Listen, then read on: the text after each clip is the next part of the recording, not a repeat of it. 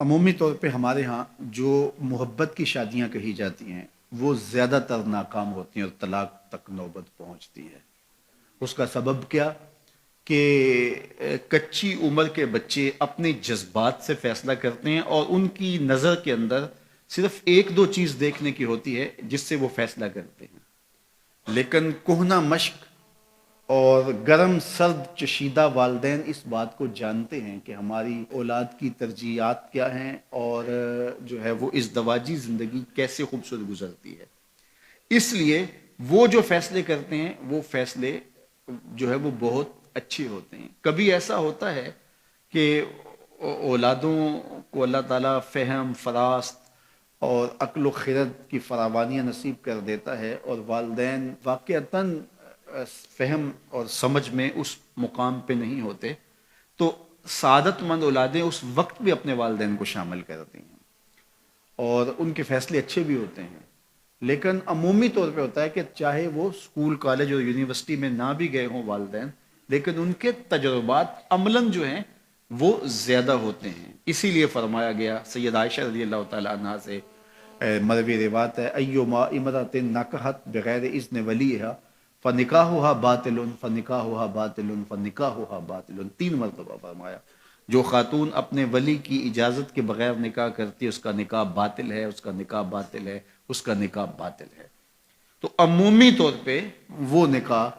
جو ہیں وہ ناکام ہو جاتے ہیں، اس لیے کہ وقتی جذبات سے وہ رشتے جڑتے ہیں اور وہ ایک خاص عمر تک وہ جذبات ہوتے ہیں، لیکن اس کے بعد وہ رشتے ٹوٹ جاتے ہیں۔ ماں باپ کو پوری ترجیحات اور پوری زندگی کے سارے نشیب و فراز کا علم ہوتا ہے اور وہ ساری چیزیں سوچ سمجھ کے کوئی چیز جو ہے وہ طے کرتے ہیں۔ اس میں بعض کا ایسا بھی ہوتا ہے کہ والدین بچوں کی ترجیحات دیکھے بغیر اپنی خواہش کو مقدم کر لیتے ہیں، تو یہ چیز بھی تناؤ کا سبب اور طلاق کی نوبت تک پہنچا دیتی ہے۔ یعنی بعض کا ماں باپ کو ضد ہوتی ہے کہ میں اپنے رشتہ داروں میں ہی اپنے بچے کا نکاح کرنا ہے اور وہ بیٹی جو ہے اس کا مزاج نہیں جڑ رہا ہوتا، تو یہ خواہش اچھی ہے، لیکن اگر ان کی زندگی تلخ ہوگی تو اپنی خواہش کو اولاد کے لیے قربان کرنا ہوگا۔ بہرحال جو بھی ذرائع ہیں طلاق کے، جو بھی اسباب ہیں، محرکات ہیں، نتیجہ اگر طلاق تک پہنچ جائے، مرد کو پھر بھی اس کی مردانگی روک رہی ہوتی ہے اور عورت بلا جھجک جب وہ جذبات میں آتی ہے تو وہ طلاق مانگنے میں دیر نہیں کرتی،